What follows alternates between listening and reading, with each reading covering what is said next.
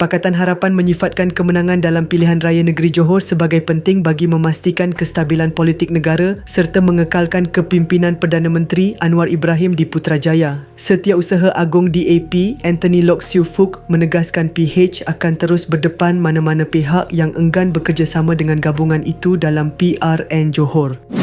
Ada pihak yang merasakan mereka lebih kuat dan tidak mahu duduk semeja dengan kita, maka PH akan lawan kerana semangat kita tetap lawan. Daripada 56 kerusi ini, akan ada calon daripada Amanah, DAP dan PKR. Tidak kira siapa calon, kita akan undi semua calon PH, katanya. Menurut beliau, kesemua 56 calon PH akan bergerak sebagai satu pasukan yang kuat, terdiri daripada gabungan calon berpengalaman, golongan muda dan wanita.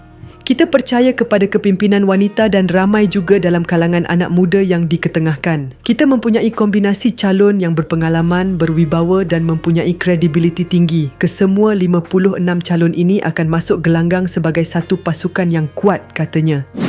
Anthony turut menegaskan bahawa keputusan PRN Johor mempunyai kaitan langsung dengan kestabilan kerajaan persekutuan. Kenapa kemenangan di Johor penting? Kerana ia berkait rapat dengan kestabilan di Putrajaya. Jika hendak Anwar terus kekal sebagai Perdana Menteri, kita perlu menang di Johor, katanya. Beliau berkata hubungan baik antara kerajaan negeri dan persekutuan telah membantu membawa lebih banyak pembangunan serta pelaburan ke Johor. Di Johor banyak pembangunan yang berlaku hasil sumbangan kerajaan persekutuan. Jika tiada hubungan yang baik, tidak mungkin begitu banyak pelabur dapat dibawa masuk ke Johor, katanya.